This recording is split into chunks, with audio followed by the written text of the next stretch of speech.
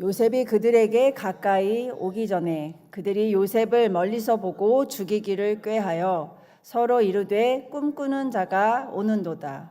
자 그를 한 구덩이에 던지고 우리가 말하기를 악한 짐승이 그를 잡아먹었다 하자.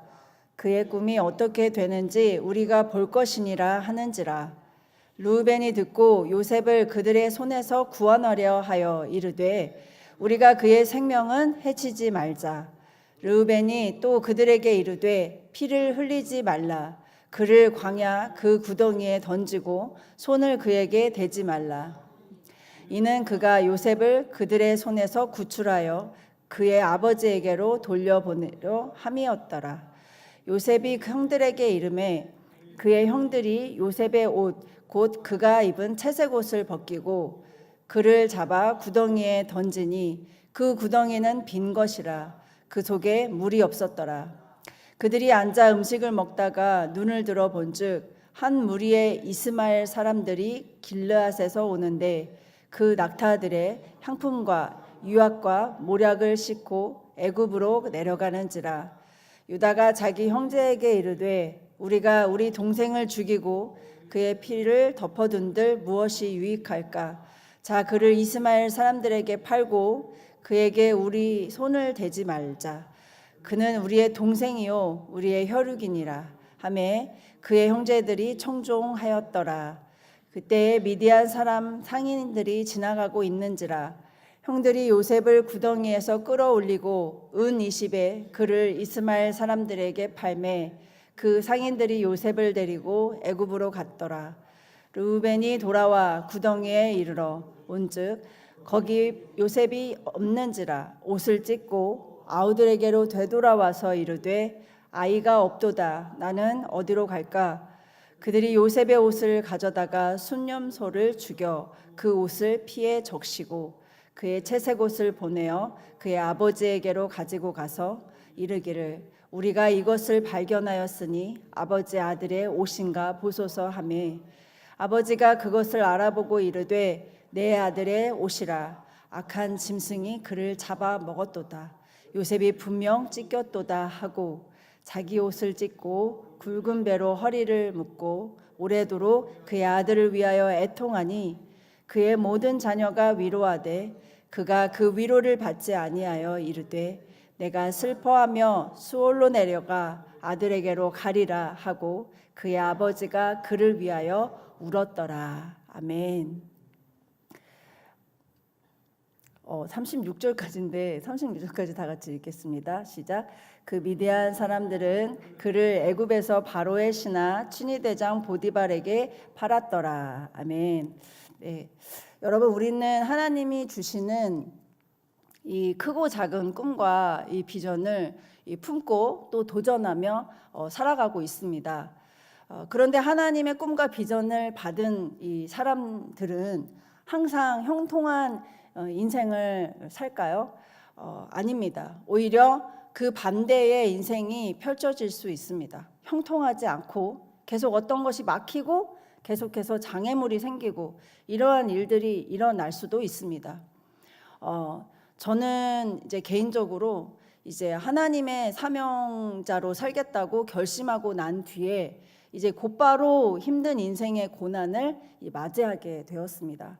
이제 첫째 아이는 이제 아주 예전에 유산이 한번 되었고, 이 둘째 아이가 연달아서 유산이 되고, 또 셋째 아이는 26주에 이제 태어나서 조산으로 태어나서 인큐베이터에서 7일을 살다가 이 천국에 가는 이 극심한 고난을 저도 이제 겪고, 이제 저는 이렇게 인생의 최대의 고난을 마주하면서 왜 하나님을 이제부터 더 열심히 믿고 이제부터 정말 하나님의 사명자가 되겠다 그렇게 결심을 하고 난 사람에게 이렇게 시련을 주실까라는 이 깊은 인생의 고민에 빠지게 되었었습니다. 오늘 본문의 요셉의 이야기도 마찬가지로 하나님이 주신 꿈을 꾸었기에 그랬기 때문에 형들에게 미움을 사기 시작했고, 그 꿈 때문에 죽음의 위기를 겪으면서 결국 노예로 팔려가게 됩니다. 그리고 감옥에도 들어가게 됩니다.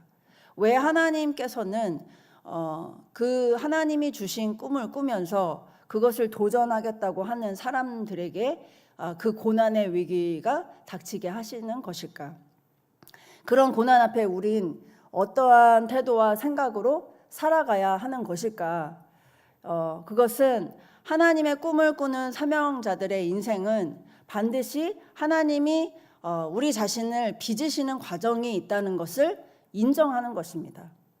요셉이 빠진 그 죽음의 구덩이는 꿈을 없애고 하나님이 주신 꿈이 없어지고 그것을 파괴되는 장소가 아니라 오히려 요셉이 입었던 그 채색옷, 교만의 옷을 벗고 오직 하나님만을 의지하게 만드는 공간이 바로 그 죽음의 구덩이였다라는 것입니다.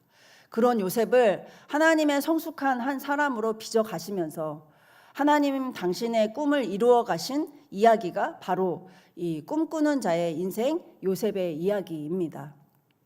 그렇습니다. 하나님의 꿈을 품고 도전하는 자들의 인생은 마냥 순탄치만은 않지만 진짜 하나님의 사람이 되는 과정이며 또 하나님이 친히 역사하셔서 그 꿈을 반드시 이루시는 인생이라는 것을 저와 여러분이 믿으시기를 예수님의 이름으로 축복합니다. 창세기 37장 오늘 이 본문의 이 요셉의 인생에서 가장 화려했던 그의 채색옷이 이제 벗겨지고 그의 인생에서 가장 어두운 구덩이로 던져지는 이 인생의 최대의 전환점을 오늘 본문에서 다루고 있습니다. 우리 먼저 본문 18절에서 20절 말씀을 다시 한번 보고 우리 요셉의 인생을 좀 살펴보도록 하겠습니다. 읽겠습니다. 시작. 요셉이 그들에게 가까이 오기 전에 그들이 요셉을 멀리서 보고 죽이기를 꾀하여 서로 이르되 꿈꾸는 자가 오는도다. 자 그를 죽여 한 구덩이에 던지고 우리가 말하기를 악한 짐승이 그를 잡아먹었다 하자.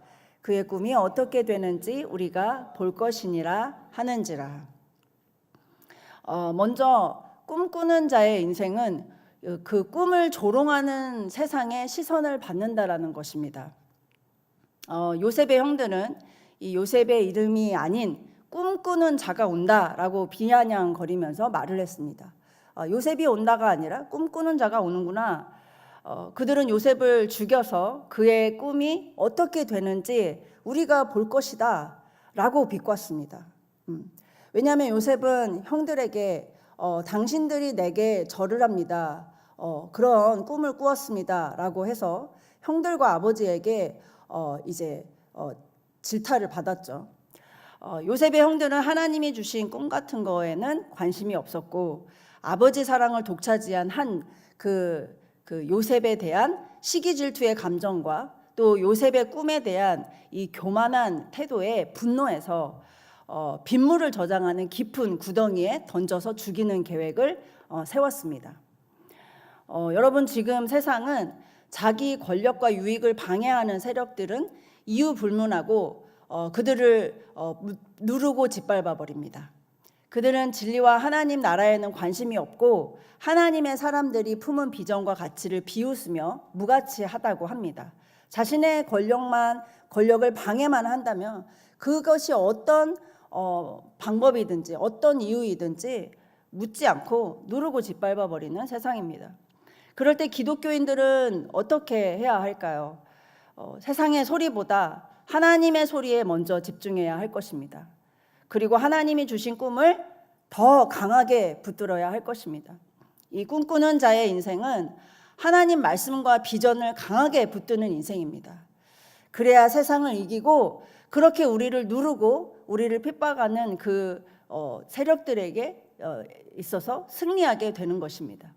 만일 요셉이 당시의 형들의 말과 행동으로 낙심하고 무너졌다면 절대 애굽의 총리라는 자리에는 갈 수 없었고 하나님의 백성인 이스라엘도 이끌 수 없었을 것입니다. 그가 하나님의 말씀과 또 하나님이 주신 그 꿈을 강하게 붙들었기에 승리할 수 있었던 것입니다. 저와 여러분이 그 어떤 상황에도 그 어떤 세상의 말과 세상의 어떤 행동에도 이 하나님의 말씀과 비전을 강하게 붙들고 나가시기를 예수님의 이름으로 축복합니다. 두 번째는 하나님은 꿈꾸는 자의 인생을 아무것도 없는 결핍으로 이끄실 때가 있다라는 것입니다. 우리 23절에서 24절 말씀을 한번 보겠습니다. 시작. 요셉이 형들에게 이르매 그의 형들이 요셉의 옷 그가 입은 채색 옷을 벗기고 그를 잡아 구덩이에 던지니 그 구덩이는 빈 것이라 그 속에 물이 없었더라. 여기서 두 가지를 볼 수가 있는데요. 23절에는 이 형들이 가장 먼저 이 요셉에게 한 일은 그가 이제 그의 옷 곧 그가 입은 채색 옷을 벗기는 것이었습니다. 이 채색 옷은 아버지의 이 편애와 그리고 그 요셉이 가졌던 아버지의 편애로 인한 특권, 그러니까 차별 대우죠. 이제 그것을 상징했습니다. 요셉은 12 형제 중에서 혼자 채색 옷을 입고 형들 앞에서 눈치 없이 교만했던 것이 사실이었습니다. 그런 요셉에게 시기질투한 형들은 이 채색 옷부터 이제 벗겨버린 것입니다. 꼴보기 싫었던 거죠. 그 채색 옷이. 두 번째는 24절입니다. 요셉을 물이 없는 구덩이로 던져버렸다는 것입니다. 깊은 구덩이에 이제 물이 없다는 것은 이 시간이 지나면 말라 죽는 것입니다. 이 물을 저장하는 구덩이였거든요. 그러니까 엄청 깊었고 그곳에 만약에 물이 없었다고 하면 이제 그 태양의 빛에 그 팔레스타인의 그 건조한 태양빛에 메마른 빛에 이제 점점 말라 죽는 것입니다. 이것은 이제 절대적인 결핍을 말합니다. 시간이 지나면 반드시 죽게 되는 그러한 상황을 말합니다. 여러분, 하나님께서는 우리에게 큰 사명을 주시기 전에 우리가 의지하던 채색 옷과 같은 교만의 옷을 벗게 하시는 줄 믿습니다. 내가 자랑하던 인맥 그리고 배경, 자신의 능력 같은 나만의 채색 옷이 벗겨질 때 비로소 우리는 하나님 앞에 홀로 서고 또 하나님의 능력을 체험하게 되는 줄을 믿습니다. 또한 때로는 우리를 물 한 모금 없는 광야의 구덩이로 밀어 넣으실 때가 있다는 것입니다. 내 힘으로 빠져나갈 수도 없고 누구의 도움도 기대할 수 없는 그러한 상황에 처해 있을 때 하나님만 의지하도록 이 환경을 만드실 때가 있습니다. 그때가 바로 하나님의 꿈이 실현되고 기적의 역사가 시작되는 그 지점이기에 하나님께서는 우리를 정말 하나님의 나라를 향해 가는 진짜 그리스도인들에게 한 번쯤은, 아니 두 번쯤은, 사람마다 다르지만 그러한 아무것도 없는 결핍의 상황으로 우리를 몰아가실 때가 있다라는 것입니다. 요셉에게 물 한 방울 없는 그 구덩이는 하나님의 역사가 시작되는 곳이었습니다. 여러분, 꿈을 꾸는 자들의 인생은 어제도 담임 목사님께서 말씀하셨는데 내가 의존하고 붙들고 있는 것을 덜어내는 인생인 것입니다. 하나하나 덜어내었을 때 오직 하나님의 능력으로 하나님의 꿈을 이루는 저와 여러분이 되는 줄 믿습니다. 아멘, 아멘입니다. 본문의 24절 이후에 이제 요셉이 구덩이에 이제 건져져서 애굽으로 팔려가는 장면이 나옵니다. 우리 세 번째는 25절에서 28절 말씀을 이어서 읽어보시겠습니다. 시작. 그들이 앉아 음식을 먹다가 눈을 들어 본즉 한 무리의 이스마엘 사람들이 길앗에서 오는데 그 낙타들의 향품과 유황과 모략을 싣고 애굽으로 내려가는지라. 유다가 자기 형제에게 이르되 우리가 우리 동생을 죽이고 그의 피를 덮어둔들 무엇이 유익할까? 자, 그를 이스마엘 사람들에게 팔고 그에게 우리 손을 대지 말자. 그는 우리 동생이요 우리의 혈육이니라 하매 그의 형제들이 청종하였더라. 그때 미디안 사람들이 상인들이 지나가고 있는지라. 형들이 요셉을 구덩이에 끌어올리고 은 20에 그를 이스마엘 사람들에게 팔매 그 상인들이 요셉을 데리고 애굽으로 갔더라. 아멘. 하나님은 사람의 악함조차 이 사명의 통로로 사용하신다라는 사실을 이 본문에서 볼 수가 있습니다. 요셉이 구덩이에서 살려달라고 애원하고 있을 때 형들은 그 구덩이 앞에서 아무렇지도 않게 음식을 먹고 있었습니다. 인간의 시기질투가 얼마나 악한 인간의 모습을 보이는지 우리가 알 수가 있죠. 이때 유다라는 이제 형이 이제 요셉을 죽이는 대신에 상인들에게 팔자, 그냥 죽이지 말고 팔자라고 제안을 합니다. 이 말도 사실은 표면적으로 형제의 정을 이렇게 생각해서 이제 요셉을 봐주는 것 같지만 사실은 이것마저도 죄를 지어서 하나님의 심판을 피하려는 이 유다의 이기적인 태도가 보입니다. 그런데 바로 이 타이밍에 애굽으로 향하는 이스마엘 상인들이 지나가고 있었습니다. 형들은 그들에게 요셉을 팔아 넘깁니다. 이것은 우연이 아닙니다. 모두가 하나님의 섭리와 계획 속에 이루어진 일들입니다. 요셉을 애굽의 총리로 세우시고 이스라엘 백성을 이끄시려는 하나님의 인도하심의 타이밍이었다라는 것입니다. 여러분, 우리가 살다 보면 억울한 일과 또 배신을 당하는 일이 많습니다. 나를 이용하려는 사람도 있고 시기 질투해서 억누르려는 사람이 있을 것입니다. 하지만 하나님의 꿈을 꾸는 사람들은 이 사람의 악함 뒤에 숨겨진 하나님의 경영을 봐야 하는 줄 믿습니다. 하나님의 섭리와 인도하심이 그 가운데도 있다라는 것을 알고 그것을 믿고 중심을 지키고 나갔을 때 그 어려움보다는 하나님이 우리에게 인도하시는 그 인생을 볼 수 있다는 것입니다. 그 순간을 이길 수 있다는 것입니다. 훗날에 요셉은 이렇게 고백합니다. 창세기 45장 8절에서 나를 이리로 보낸 이는 당신들이 아니요 하나님이시라. 이런 고백을 하게 됩니다. 성도 여러분, 우리가 여기까지 올 수 있었던 건 어떤 상황과 어떤 사람들 때문이 아닙니다. 하나님 때문에 여기까지 올 수 있었던 것입니다. 하나님의 섭리와 인도하심 때문에 이곳까지 올 수 있었던 것입니다. 그러니까 이 어떤 상황과 어떤 사람들 때문에 우리가 시험 들거나 흔들리지 않게 되기를 예수님의 이름으로 축복합니다. 하나님은 안 좋은 상황이나 나쁜 사람들을 통해서도 저와 여러분을 가장 정확한 사명의 자리로 인도하고 계신다라는 것을 믿으시기를 축복합니다. 아멘. 네 번째는 눈앞에 안 좋은 현실이 보일 때 하나님의 꿈을 더 크게 바라보라는 것입니다. 31절에서 34절 이어서 읽으시겠습니다. 시작.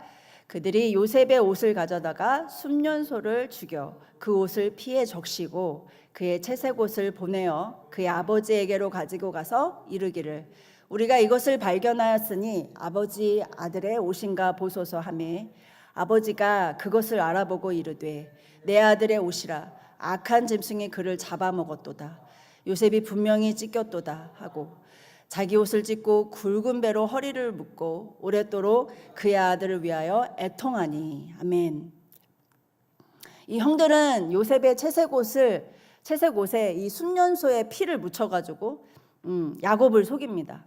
아들이 죽었다는 것을 연출을 하는 것입니다.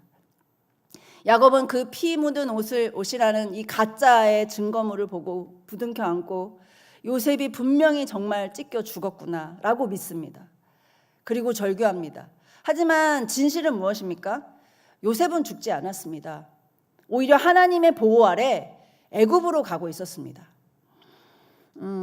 눈에 보이는 상황, 이 피 묻은 옷을 보면서 그는 죽음을 말하지만 하나님의 시선은 또 다른 새로운 시작을 향하고 있었다는 것입니다. 저와 여러분의 고난 속에서는 하나님의 새로운 시작이 되는 줄 믿습니다.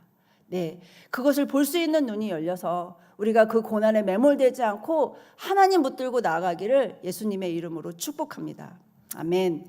로마서 11장 29절 우리 함께 읽어보도록 하겠습니다. 시작. 하나님의 은사와 부르심에는 후회하심이 없느니라. 이 말씀처럼 하나님은 반드시 꿈을 꾸는 사명자들의 인생을 가장 선하신 방법과 방향으로 이끌고 계심을 믿으시기를 축복합니다. 하나님은 우리가 보는 그 상황의 현실 그대로 이끄시는 것이 아닙니다. 그 현실 너머에 하나님이 정말 우리에게 주시는 축복, 가장 선하신 방법으로 하나님이 이끌고 계신다는 것을 우리는 성경을 통했을 뿐만이 아니라 우리 인생을 되돌아보았을 때 우리가 알 수 있게 되는 것임을 믿으시기를 축복합니다. 마지막 다섯 번째는 이 요셉이 처한 죽음의 구덩이는 사명의 시작이었다라는 것입니다. 우리 마지막 36절을 읽어보겠습니다. 시작.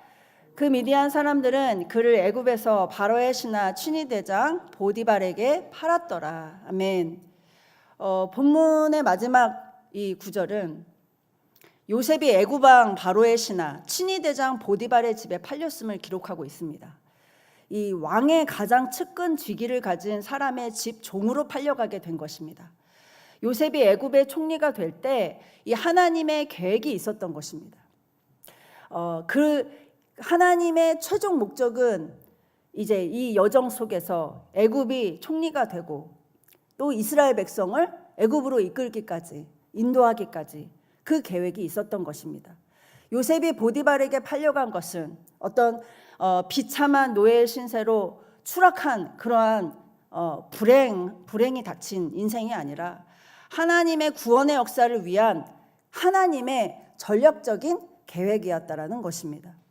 형들은 요셉을 죽이려고 구덩이에 던져 넣었지만 하나님은 요셉을 애굽의 중심부로 넣으신 것입니다. 여러분, 이 반대되는 하나님과의 시선과 사람의 시선이 보이십니까? 여러분, 우리가 보는 것이 이 현실이 전부가 아니라는 것입니다. 우리는 이 고난의 구덩이에 빠졌을 때 나에게 이러한 현실이 왜 닥쳤는가? 왜 나는 이렇게 불행하고 걸림돌이 있고 장애물이 있고 라고 생각하지만, 내 인생은 왜 이렇게 꼬이나 생각하지만, 하나님은 그 고난을 사용하셔서 사명이 시작되도록 이끄시는 분이심을, 그 안에 정말 하나님의 비밀이 있다는 것을 여러분들이 발견하시기를 예수님의 이름으로 축복합니다.